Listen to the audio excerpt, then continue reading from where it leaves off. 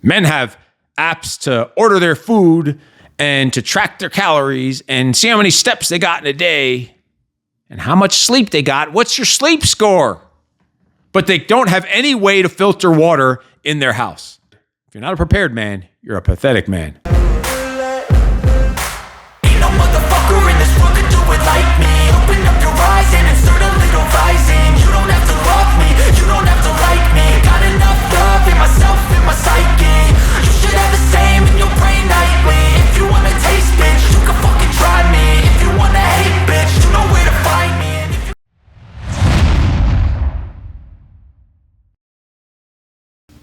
What's up, freaks? Welcome to another episode of the Steve Eckert Show podcast. We continue this kind of theme of the edge of man. And today I want to say, are you prepared or are you pathetic? Because an unprepared man is a pathetic man. And this is what we're talking about. Why every man should be a prepper. And I don't mean you have to be a doomsday prepper, although it's a great show. If you haven't watched it, we've watched tons of episodes on like YouTube, but we've even bought seasons of it just to watch it. It's a cool, really a cool show. If you haven't watched it, Doomsday Preppers, I think on the History Channel or one of them damn channels. But why every man should be a prepper, meaning just be prepared. You don't have to be some crazy end of the world or tinfoil hat wearing freaks like it's the end of the world, but just being prepared as a man, as a leader of your family. Like that's what it's all about. This is a show where for men who lead from the front, who are prepared, who laugh at comfort and complacency and prepare like it is already, like they're ready to go sideways at any time and ready to deal with it. And today we're hitting this topic that most men ignore until it's too freaking late. So let me ask you this question. If your power goes out tonight, could you keep your family comfortable, alive for a day, 3 days, a week, month? How long? How long would it be until you crumble and have to go begging at your neighbor's gate for some freaking rice and beans? Where you don't have your little DoorDash, your little Uber Eats to bring your Taco Bell. You don't have any Google to give you your quick fix or YouTube to go scroll and troll. Social media is gone. You can't just go run to the store for a quick little snack or a bag of fucking Oreos. What are you going to do? I'm talking chaos, like lights out, power lines down, neighbors panicking. So let's talk about preparedness, because men who are leaders, men who are, like last episode we talked about, protectors, are men who are prepared, who are preppers, if you want to call it. Even though the word, like the thought of being a prepper has gotten a bad name or means you're like a weirdo or a freak or an outlier, but we'll get into all that. First, I want you to think about when it comes to prepping, the first level of prepping and the most important level of prepping. We're going to get into the actual tangible stuff first. But let's talk about the soft skills of prepping. We had a whole episode about a year ago on the soft skills of man, so go check that out also. But the discipline, the mindset, the emotional discipline, the emotional control, the resilience, the positivity, your health and fitness, your strength, capability, endurance, your cardio, your mindset to not crumble under this pressure and not freak out. Those are the biggest assets you could have in any kind of disaster, any kind of adversity. That's going to be the first foundational thing you need. So that's the first thing, first and foremost to work on are those things: the discipline mindset, the fitness, the emotional control, the positivity, the health and nutrition, taking care of yourself so that you're an asset, not a liability right off the bat. Imagine you're just fat and incapable and you need to get your little meds and your little insulin pens and all this other stuff. That's going to be a problem when shit ain't available. That goes downhill real fast and you are no longer able to protect your family and lead your family. You should have the strength and fitness to carry your family literally and figuratively. That's why we train every day. We're going to go into the different types of training, all that stuff. And last week was a huge part of this. The prepper or the protector is one of the P's in prep when we break it down to acronyms, because we like to do that. But it's why one of my goals this year, and I've fell short a couple of times, is to never let my gas tank in my truck run below half. Never let the gas tank in the RV go below half. Always have ways to fix the car tires if they're flats, to be able to plug them. Have portable air compressors, portable jump starters that could be recharged, can even be recharged by solar panels. So imagine that. Your air compressor, you have no air in your tire, and you could use the sun to fill up the air in your tire. Sounds freaking crazy, but when you're a prepper, it's not that crazy. So if I have this portable charger, maybe the portable charger is dead, I could plug it into a generator which is powered by the sun. The sun puts the energy into the generator, which charges the air compressor, which puts the air into the tire. Think about that. Now I'm using the sun to fill up a tire with air. Crazy. Sounds crazy, but that's everyday life for us when it goes sideways. All of our cars, all our trucks have that full system set up, built in.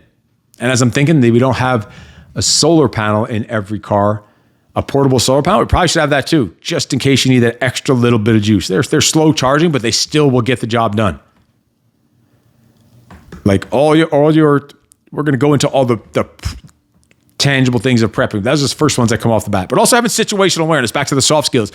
Being aware, situational awareness is an asset when it comes to being a prepper, being prepared as a man.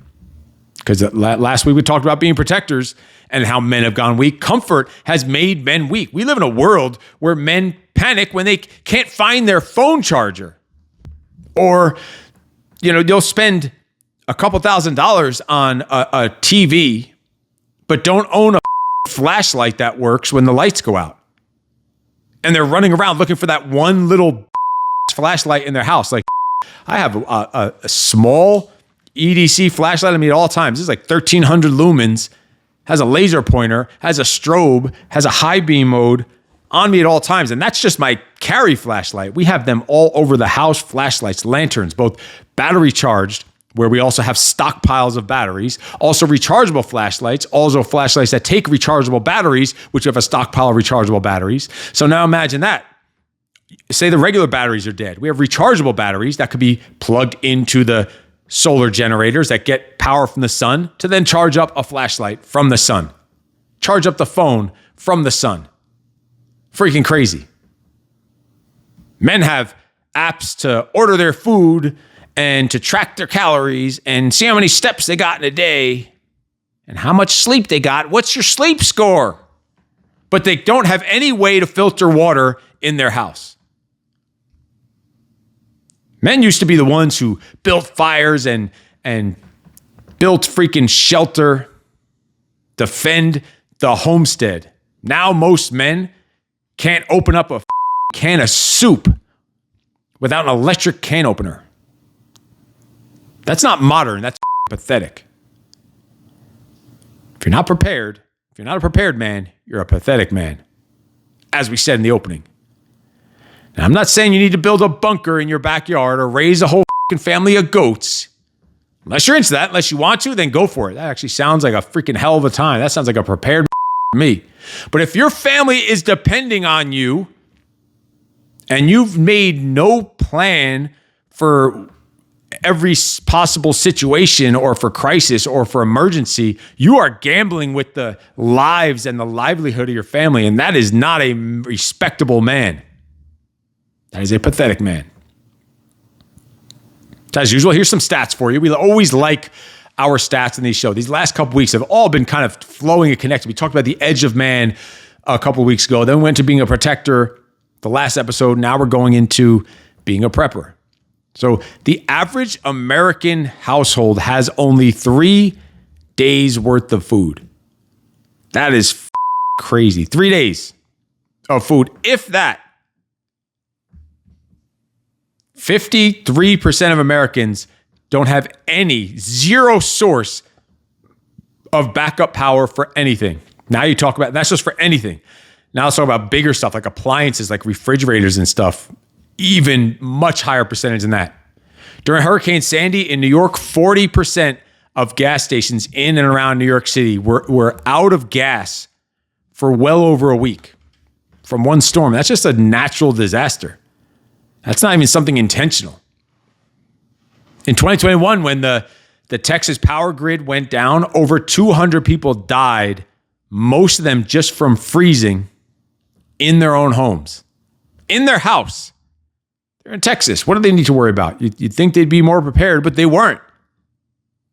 So let me ask you this again. Could you heat your house without power? Could you feed your kids without a grocery store? Could you defend your home when the police ain't coming? Can you deal basic first aid when there's no ambulance on the way? Or the police are days away or just never coming, not even available? We had the power just go out just a couple weeks ago. Immediately went out. We know exactly where the generators are, where the lanterns are, where the flashlights are, what are the priorities to go into the generator, like the refrigerators. We know that there's 2 refrigerators. Instead of wasting energy on both, we take all the frozen stuff, all the stuff out of one fridge, put it into the second, and then we just power up the one refrigerator with all the essential stuff in it. Get the lanterns at different areas of the house before the sun goes down. Set up the portable solar-powered panels outside and plug them into the generators to get as much juice from the sun as we can so the generators stay charged through when there's still sun out there. Shit, there's blackouts in California. There's wildfires that cause the blackouts or the heat waves. There have been riots, the whole Corona lockdown. I've made it a habit to try to have a minimum of 12 month supplies in the house at all times. I'm talking about for everything. Food, water, supplements, vitamins, all the bathroom stuff, soap, toothpaste, razor blades, shaving cream, Q-tips. It's called Operation Q-tip, meaning always have 12 months supply of stuff, Operation Q-tip. And oftentimes I would get made fun of for having such a supply of toilet paper. Except guess who was the king of the TP when the Coronas broke out and I had enough for the whole freaking neighborhood? That's right. King of the toilet paper. So what did we do? We didn't panic. We could have not left the house for a year during the Corona and we would have been good. Then you talk about outdoor stuff and we're working on that and still learning as we go and trying to improve it. But we have trees outside that grow oranges. We're working on avocado stuff, tons of other plants out there, apples, other ones that have failed that we're working on. But when shit goes down, we just all know what is where. We have tons of food that's going to last for 25, 30 years, freeze-dried food, MREs. We have stored water, canned foods that are going to last for decades, different power sources, multiple types of power sources. All within 10 minutes, everything is where it needs to be to make it through. And we won't make the whole house back to normal because that wouldn't make sense. Just the essentials, because you don't know how long it's going to last. Why would you want to say you had a huge propane tank? You wouldn't want the whole entire house to be powered. You would just the essentials because maybe it's like the Coronas, right? Just 2 weeks to flatten the curve. Next you know, it's 2 years later and shit is still locked down. You know how long shit's going to last. So being conservative with your resources is freaking crucial.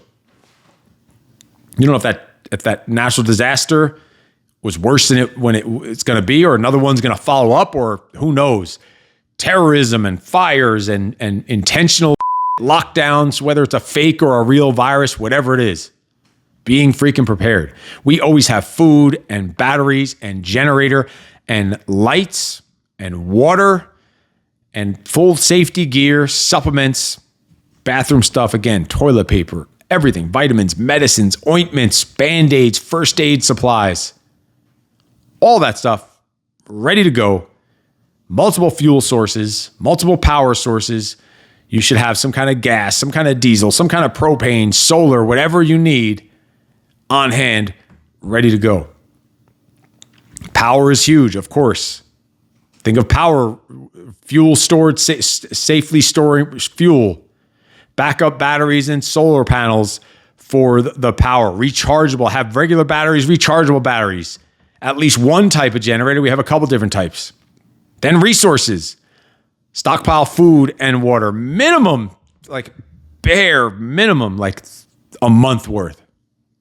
3 weeks to a month worth of stuff you can keep on the shelves or freeze dry food. Get water filters, get the water filtration straws. We have dozens of those, and I give them out to men at our events. We have the No Excuses Experience event where men come here and see how to live a no excuses lifestyle of freedom, a freak freedom lifestyle. And that's always in their packs is a life straw, a tourniquet, and a spork, like things that you can never have too many of. And then store and these resources like your lives and your family's lives depend on, because they freaking do.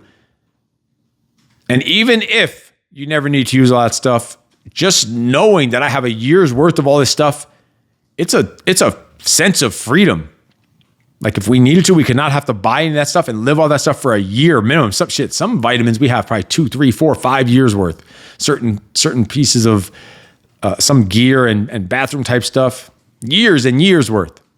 Then you need to have emergency communications and first aid radios, battery powered radios, first aid kits, tourniquets, do tourniquet training, know how to stop the bleeding, do your trauma training. We do it all as a family, different trauma training and stopping bleeding, gunshots and stabs and lacerations and all that. You can learn a lot of this stuff on YouTube. And of course, protection. Last episode was about protectors. We're not going to go too much into that, but if you're not trained in defending your home, you are not a leader. You are not a man. You're a freaking liability. Secure your house. Get trained in firearms. Teach your wife and kids. Practice home self-defense drills like you'd practice a fire drill at school. You could be the most loving father in the world, but if someone breaks in or electricity goes out and you can't respond the way a man should with discipline and control, guess what? All your compassion and loving feminine qualities aren't going to mean failed as a man. So have all this stuff prepped and prepared. Then have smaller versions of all this in your car. Like our truck has a stash of things, of all this stuff. The RV has a bigger stash. All of the cars have it. Of course, the house. Like, be fucking stacked out. We have backpacks that all have mini versions of all this stuff. Several different backpacks and little pouches and different bags for different things. We've got regular bikes. We've got electric bikes. Electric bike could be powered up from the sun. Like I was saying, you'd plug the bike into the solar powered generator into the portable solar panels, put the solar panels outside. The sun hits the solar panel, goes into a generator, can charge up the bike. Now I have a transportation source. It doesn't need to be a whole car. That's going to get powered up by the freaking sun. But then also know the roles of your family members. Who does what in different situations? Where are you in your house? Like, what are the routes? What are the fallback positions, fallback rooms? Who does what? Who goes where, depending on what happens? Play it out. Have fun with it. Think of all the different scenarios, all the possible scenarios that can happen. In different parts of the house. Practice this stuff. Drill this stuff. Make it fun. This is all preparation. This is all part of being a man and leading your freaking family. Being a man is not just about working a job and mowing the lawn.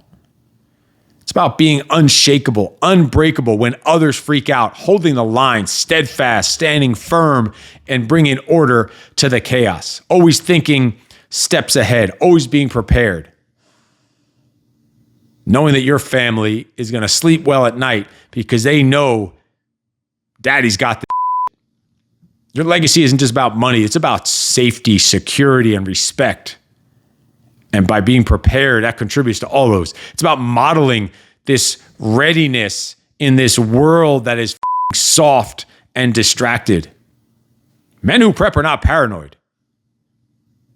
They are providers and protectors and prepared for anything. If you're always on your A game, you never have to get on your A game, which means if you're always ready and prepared for anything, you never have to get ready and prepared for anything. You're already on your A game. So here's what I want to challenge you this week. Take inventory about these different areas that we're talking about. The food, the water, the power backup, the first aid, the protection, the plans you have as a family. And start with one category and go make a purchase. Go buy some water filtration or some solar flashlights or a generator, and just a little bit at a time. And pick the level that you're at, wherever you're at, and just start building on it, piece by piece, category by category. And then teach your family about the plan, about the different different sources of teach them how to use the generators, how to set up the solar panels outside. Because if you're not leading, if you're not preparing your people also, you need to do this stuff together. Bond over this, connect over this, have fun with this. Make it fun. This is like family bonding time. This is family time, planning and stuff like that. And role playing it. It's fun also. It's pretty cool overall, pretty cool hobby to have. This is also part how you stay and keep and maintain your edge as a man. Not only a provider, but a protector like we talked about last, but also a prepared prepper of a man. An unprepared man is a pathetic man. And you can't call yourself leader if your house would fall apart in 72 hours without power. So if this episode woke you the hell up, send it to another man that needs to sharpen up and needs to get on his edge of the man. And then the both of you need to go apply for the Freak Father Alliance if you want to lead your family like a protecting, prepared savage, not just a little soft, weak sheep. Send me a message. I will give you all the information about the Freak Father Alliance, a men's mentorship group coaching program where you can create a life you don't need a vacation from, live a life people think you're lying about, and build a legacy you don't have to wait a lifetime to start living. You can also go to Freak Mode 40. That's FREAKMODE, the number 40.com. That's freakmode40.com for a full 40-day daily discipline habit and transformation challenge that will help you get on this track to be a better provider, protector, and prepared husband, father, leader, and man. Go check out that free course, freakmode40.com. Put your comments down below. What are you doing to be a prepper and to be more prepared in your family? Where are the holes in your game, and what are you going to start doing about it? Put some links or put your comments down below. I'll put some links in the description of some things you can probably order and look into. And in case no one told you yet today, you are freaking awesome. No excuses.